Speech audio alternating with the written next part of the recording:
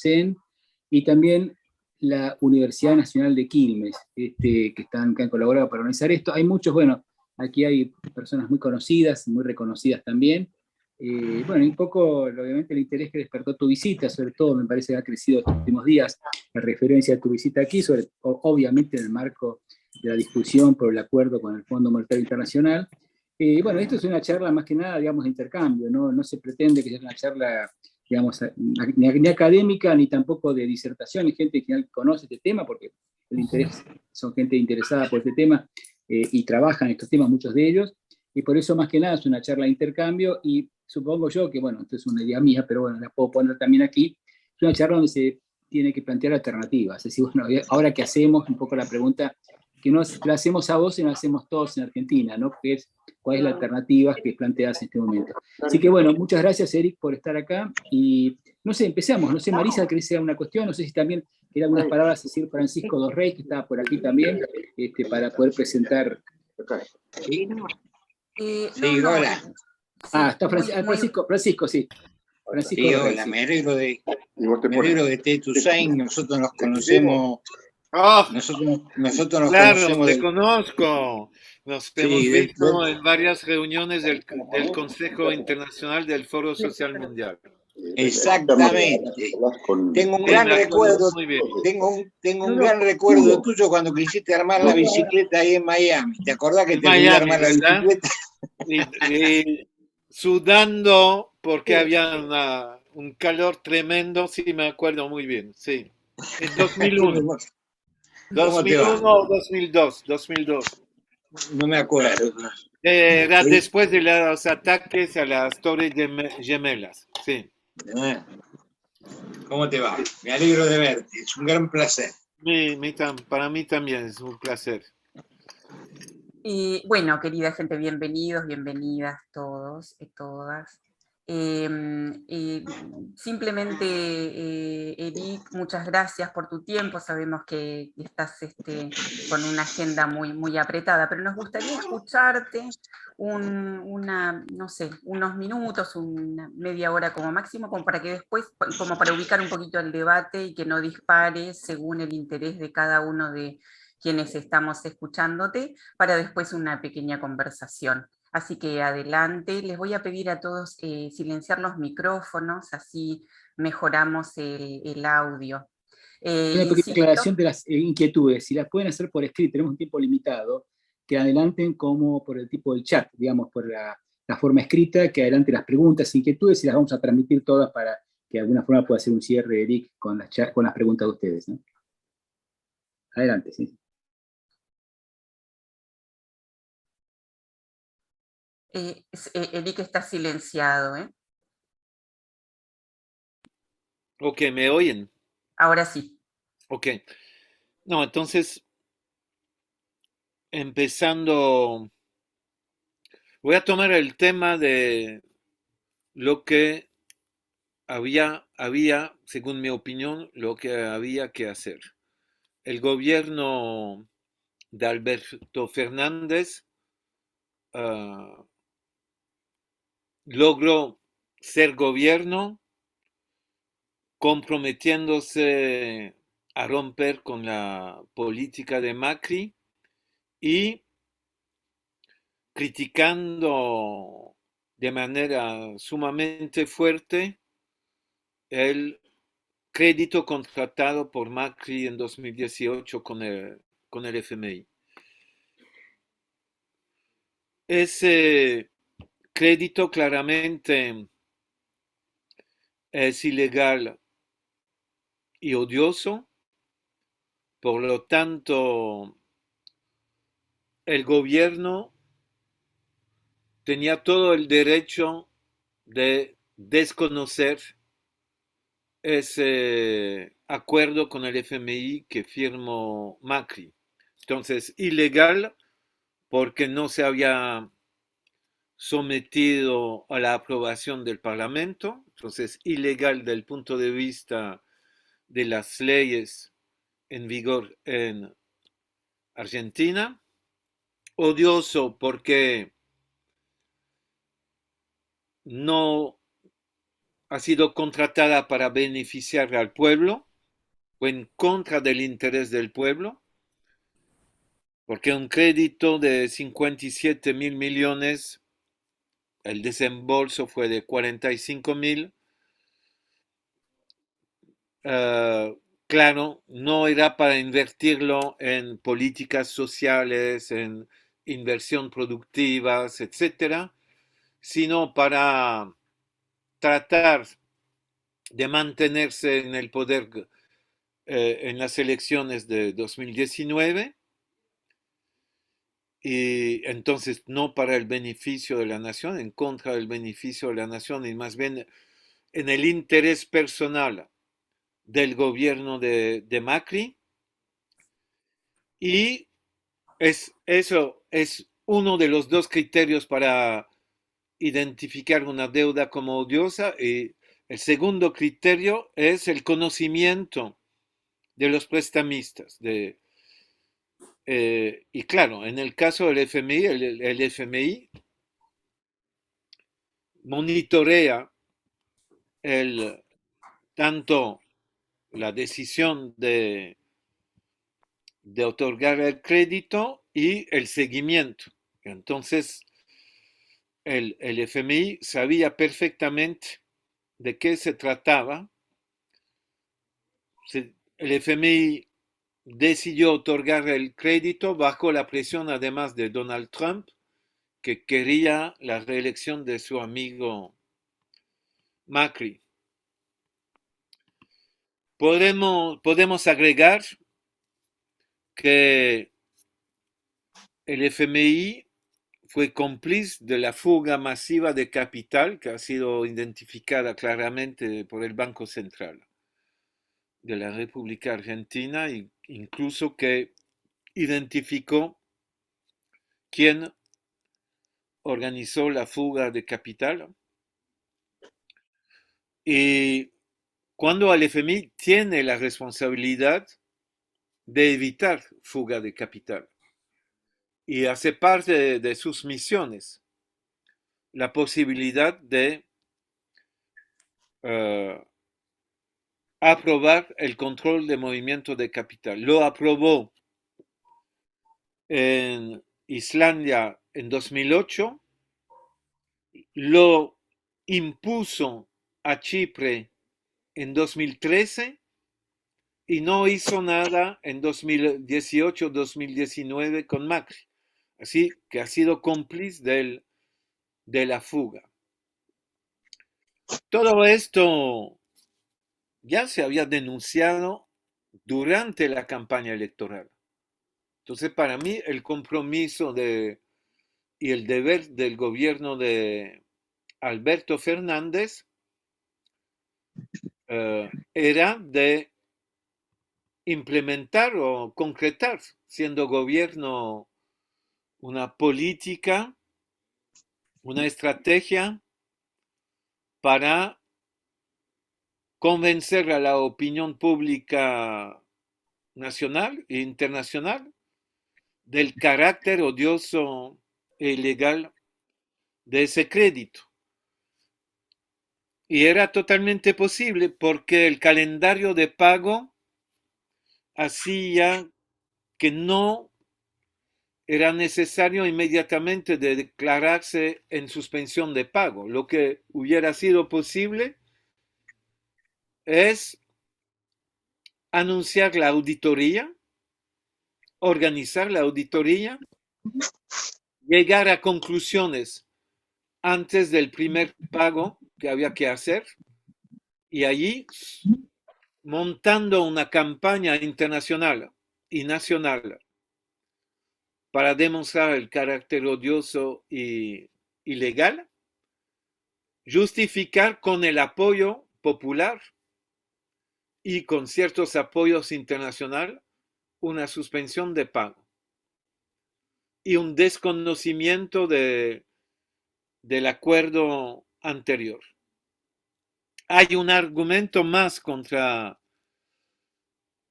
la validad del crédito del FMI, es el argumento siguiente.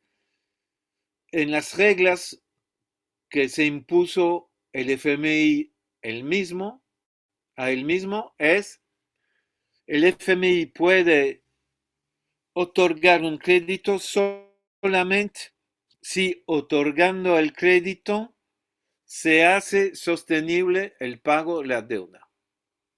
Se hace sostenible la deuda. Y claro, con un crédito de 57.000 millones, no había ninguna base razonable para afirmar que la deuda de Argentina iba a ser sostenible gracias a ese crédito. Entonces, realmente había muchos argumentos y la comunidad internacional y la opinión pública nacional podía entenderlo. El FMI solamente frente a acciones fuertes, duras de un gobierno, hace concesiones. Y en lo que ocurrió, el gobierno de Alberto Fernández entró en una negociación interminable. Y además, anunciando siempre que la negociación estaba avanzando, etc. Haciendo nada para explicar hacia el mundo y convencer al mundo, la opinión pública internacional, que el FMI se comportaba sin abrir realmente espacio a concesiones, etc. Entonces, es el primer punto. Había, entonces, conclusión allí, era posible, sin tener que suspender inmediatamente el pago, tener un periodo para convencer la opinión pública internacional, incluso ir hacia instituciones internacionales, no para impugnar, no hay institución para impugnar, pero para hacer campaña. La UNCTAD, la Conferencia de Naciones Unidas sobre Comercio y Desarrollo, una sesión especial de Naciones Unidas que podía convocar Argentina, el G20, colocar en la agenda del G20 ese tema. En el seno del FMI, el representante de Argentina en el FMI podía hacer público intervenciones para criticar, desconocer, destabilizar la dirección del FMI respecto a su responsabilidad con el crédito de 2008, sabiendo además que en el año 2020-2021 la dirección del FMI estaba totalmente desestabilizada por una crisis interna, porque la directora del FMI estaba totalmente cuestionada por su papel en el Banco Mundial respecto a China y fue amenazada de tener que dimitir. Entonces, había espacio incluso frente al FMI y dentro del FMI de destabilizar más la dirección del FMI. Cuando la estrategia adoptada fue negociación interminable y anunciando que avanzaba la negociación. Segunda oportunidad perdida, la pandemia. Crisis de salud pública con choque provocado desde el exterior y crisis económica. En estas circunstancias, sin tener que hablar de carácter odioso del crédito, se podía, en argumento del derecho internacional, hablar de cambio fundamental de circunstancia, fuerza mayor y estado de necesidad para declarar una suspensión de pago de deuda. Y realmente, concretamente, comprar más equipos medicales, mejorar la atención a la población, reclutar personal del sector de la salud pública, crear empleos, etc. Responder mejor a la crisis sanitaria y responder a la crisis económica. Y tercero, ahora, es decir, en la situación actual, decir, había una tercera oportunidad, es adoptar la estrategia siguiente, decirle a la opinión pública nacional e internacional, nosotros como gobierno, de buena fe, hemos entrado en una negociación con el FMI con argumentos fuertes y nos damos cuenta que el FMI no abrió ninguna puerta real. Por lo tanto, el FMI abusó de nuestra buena fe, nuestra buena voluntad. Hemos pagado al FMI 6.500 millones de dólares ya en reembolso de una deuda que no reconocemos. Ahora ya basta. Y tomamos una medida soberana unilateral de suspensión de pago y no vamos a entrar en un nuevo acuerdo para otra vez endeudar el país para reembolsar una deuda odiosa y ilegal. Y otra vez se perdió una oportunidad. Además, con la guerra que empezó hace 20 días, es muy claro que Estados Unidos, que el FMI no están en condiciones de abrir otro frente más en su propio campo cuando tiene una situación de conflicto súper agudo con uno de sus miembros, que es Rusia, que es miembro del FMI. Es claro que hay que aprovechar este tipo de contradicción y de debilidad de sus enemigos, de sus acreedores. Y es claro también que no había ningún peligro de verse aplicado a Argentina medidas de represalias de tipo exclusión del sistema financiero, nada por el estilo.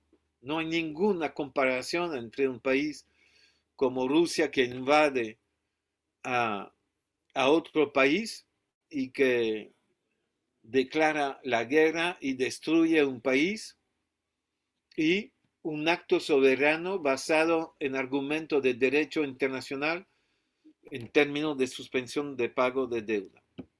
Bueno, entonces termino acá para decir que los que afirman del lado del gobierno y de los medios dominantes de comunicación que no había alternativa es totalmente falso.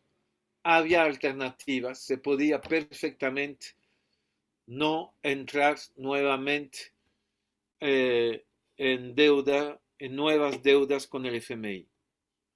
Bueno, termino acá para abrir el espacio de conversación. Marisa.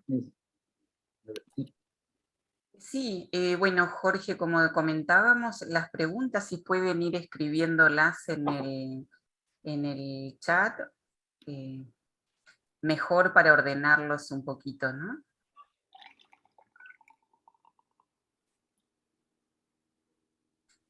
Mientras llega la pregunta, una pregunta para Eric, porque por la perspectiva más internacional del FMI.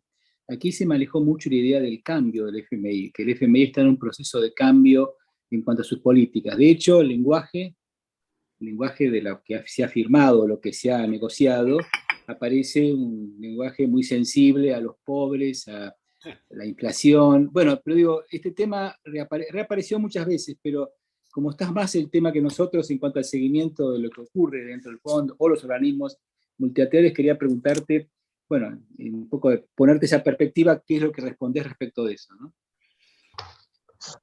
Los términos del acuerdo son todavía más sofisticado y perverso que en otra circunstancia. Porque con el límite del déficit presupuestario y el control de emisiones cada 3 meses, el FMI y el volumen de la deuda, el instrumento de chantaje del FMI para presionar, chantajear, imponer al gobierno políticas antisociales son sumamente fuertes. Y entonces se dice, pero no hay en el acuerdo la definición de reformas estructurales, etc. Pero de alguna manera es peor, porque es una opacidad total. Porque como el FMI tiene cómo presionar al gobierno, no hay que definir de antemano y anunciar al público las reformas. Ellas, las medidas de recortes y las reformas antipopulares vendrán tramos por tramos de desembolso de deuda. El FMI podrá decir, si no hay tal y tal medida tomada, el próximo desembolso no se haga. Entonces, si hay un cambio, no es un cambio favorable, es un cambio, yo diría, en la perversidad de la manera de imponer la austeridad.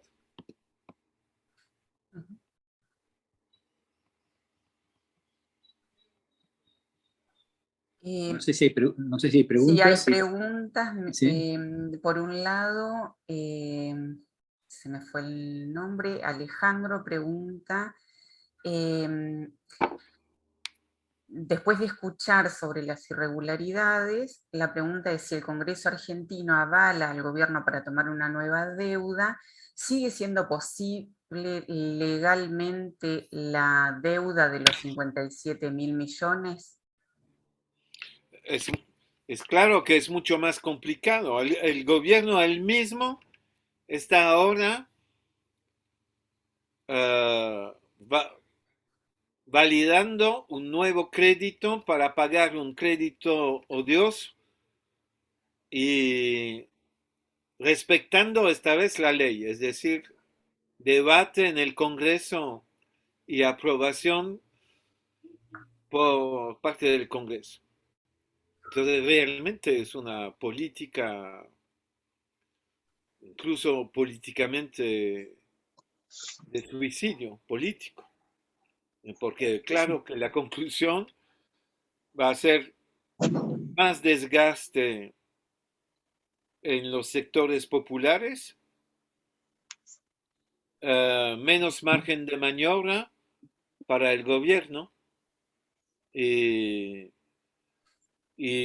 imagino alto nivel de conflictividad social. Hay otra pregunta sobre la relación entre la deuda y la fuga. Horacio dice, existe un informe del Banco Central que sostiene que 100 empresas compraron 24.769 millones de dólares en la gestión de Mauricio Macri. La pregunta es, si se demuestra la evasión y fuga y se recupera parte de ese dinero, ¿La Argentina puede abandonar el acuerdo firmado y plantear su propio plan de pagos? Es que no hay, yo diría, no hay lugar a nivel internacional para impugnar una deuda. Lo que hay que hacer es tomar una medida soberana unilateral.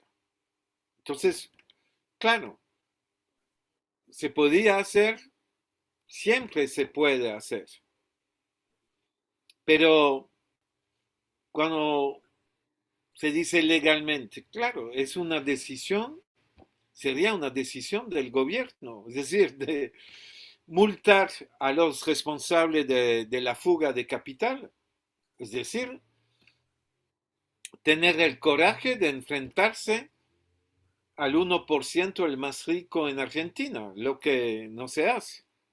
El Gran Capital está aprobando el acuerdo con el FMI y por eso Alberto Fernández, para lograr la aprobación, tiene que tener el apoyo de Macri, perdiendo incluso el apoyo de una parte de sus diputados y senadores.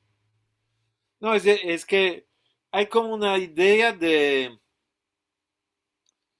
que hay que esperar de no sé quién, de no sé cuál organismo, cuando realmente un gobierno, el poder ejecutivo, tiene que ejercer el poder.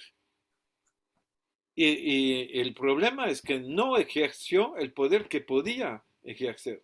Y además cuando tenía la mayoría, porque toda esta estrategia es una estrategia de provocar derrota de su propio campo. Y entonces perder incluso, entonces ha perdido la mayoría y depende ahora de la derecha para votar leyes. Bueno, es. Entonces realmente ahora pienso que la respuesta es del lado del campo popular, de las movilizaciones frente al FMI. Y entonces el tema es si sectores del Frente de Todos se van a juntar a los movimientos sociales organizados en la autoconvocatoria para la suspensión del pago y la investigación de la deuda y el FIT y tener un gran frente. Es decir, y claro, sabiendo que la CGT, la dirección de la CGT apoya y dice que maravilla de ese acuerdo con el FMI, lo que y el diputado Yasky, que se abstuvo, no votó en contra. Entonces, es claro que todavía gente tiene que adoptar posiciones claras, elegir su campo. Le hablo con toda franqueza porque no sirve de hablar de manera hipócrita. Y son circunstancias suficientemente dramáticas. Eric, acá Gabriel Muñiz pregunta, dice, al gobierno argentino le correspondía una suma aproximada de 4.800 millones de dólares. Dice, ¿cómo se justifica un préstamo 10 veces superior a la suma que correspondía? Creo que es parte de las incoherencias, digamos, que tiene este préstamo. Sí, claro, porque además, como, no, como el gobierno pide algo superior a su cuota, va a pagar también primas al FMI, una tasa de interés elevada, y además para pagar una deuda odiosa. No hay justificación. En ese mismo sentido, Martín Burgos dice, quiere saber cómo está la discusión sobre las sobretasas a nivel global. Dice, entiendo que es una demanda de los gobiernos que más crecieron durante el siglo XXI, los asiáticos sobre todo, cuyos votos en el fondo no se corresponden con su peso en el PIB global. No, no, no, no es una voluntad particular de esos países. No, es una regla en el FMI en el cual cuando superas lo que te permite tu cuota en el FMI hay una sobreprima, pero entonces el tema es por qué efectivamente pedir prestado una tal cantidad de dinero.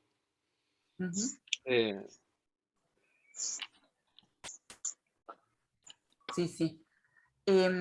Levantaste la mano. Sí, Francisco dos Reis. Francisco Reis, sí.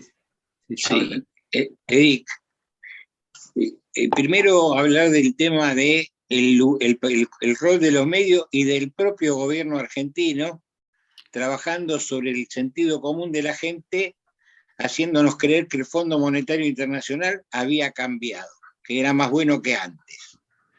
Porque la política empieza por un principio que es persuadir o convencer a la sociedad a punto tal que el 60% de los argentinos está de acuerdo con pagarle el fondo. Y la segunda cuestión, porque vos hablaste de los medios y realmente jugaron un papel significativo en esto, la segunda pregunta es si la presión de Argentina sobre el fondo hubiera sido proporcional a la deuda en las características de que el fondo utilizó más de los recursos capaces de poder prestar, no solo por el volumen, sino por su propio capital, como cualquier banco del mundo.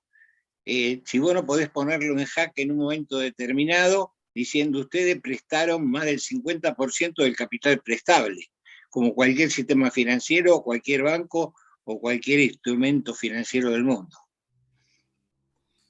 Bueno, para mí, claro que Argentina tiene un modo,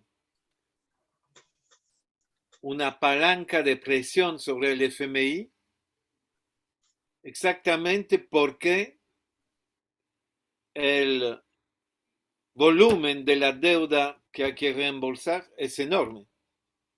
Entonces la suspensión de pago tiene un efecto sobre el FMI mucho más fuerte, más deudas tienes. Entonces para mí es otro argumento para decir que había realmente una estrategia alternativa a la de pagar la deuda. Y claro, esa